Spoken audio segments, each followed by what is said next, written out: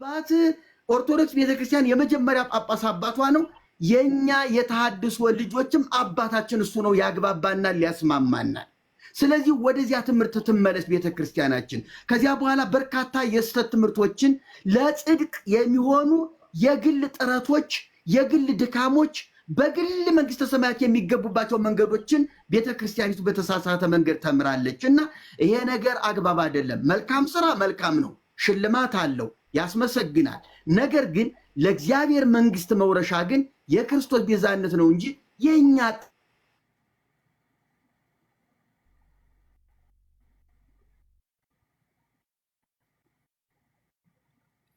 ኔትወርካቸው ይቆራረጣል መሰለኝ።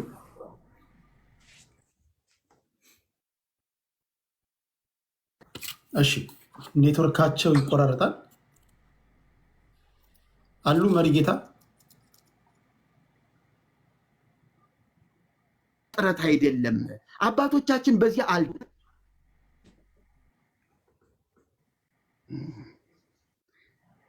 እንደገና ወጥቼ ልግባ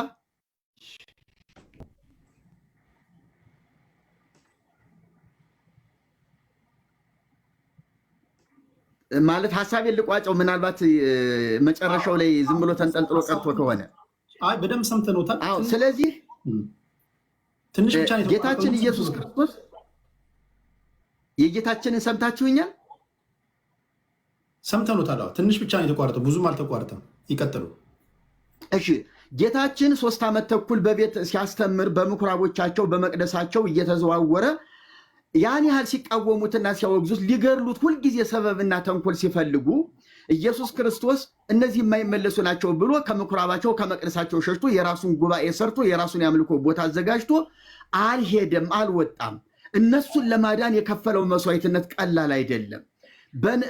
መጽሐፍቶቻቸውን እየጠቀሰ ያስተምራቸው ነበር። እንዲያውም ከካህናቱ ብዙዎች አመኑ ነው የሚለው። በኋላ ከካህናቱ ብዙዎች አመኑ፣ ብዙዎቹ ተለወጡ።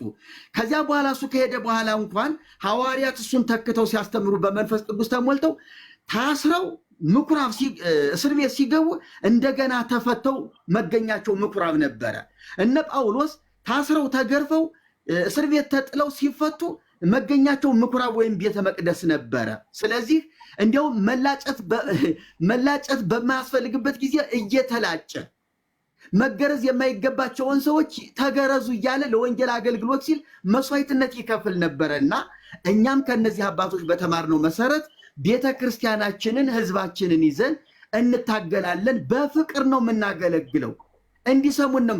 እኔ እኮ ልንገርህ ወንድሜ፣ ሁልጊዜ መናገር እንዳይሆንብኝ እንጂ እኔ እኮ የነርቭ በሽተኛ ነኝ። ተደብድቤ እኮ ሙቻለሁ። ደብረ ሊባኖስ ገዳም እኮ ገድለው ጥለውኝ ነበረ። እንደኔ እኮ ተስፋ መቁረጥ ያለበት ሰው አልነበረም። እንደኔ መሄድ ካለበት በቃ እኔ ነበርኩ የመጀመሪያው ሰው። ግን ለምን ቤተ ክርስቲያኔ ትቆጨኛለች? በቃ እኔ ያንገበግበኛል። እሷን ትቼ መሄድ ማለት ህዝቤን እንደ ከንቱ እንደማይረባ ነገር አድርጌ መቁጠር ነው የሚሆንብኝ። ስለዚህ ብዙ ወንድሞቼ እነዚህ ሁሉ እዚህ ያሉትና ሌሎችም ወንድሞች ዋጋ የከፈሉ ናቸው። ግን የህዝባችን ጉዳይ ግድ ይለናልና ለህዝባችን ዋጋ እንከፍላለን። ሌላ ተቋም መመስረት አንችልም። አሁንም እንኳን ሊቃውንት አሏት። እባካችሁን አነጋግሩን፣ ጥሩን፣ እባካችሁን ሞግቱን፣ በእግዚአብሔር ቃል አስተምሩን። እኛ ስህተት ነው ያልነውን ነገር አንድ ብቻ ነገር ልንገርህና ልጨርስ።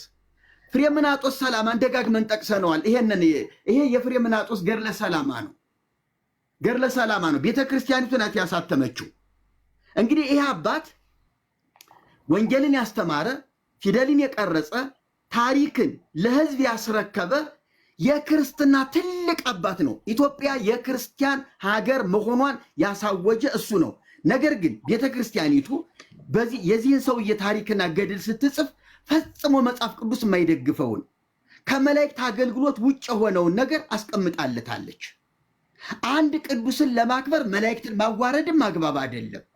የእግዚአብሔርን ክብርም እንደዚያ መቀማት ትክክል አይደለም። ይሄንን ላንብብልህ፣ ግዕዝ ነው።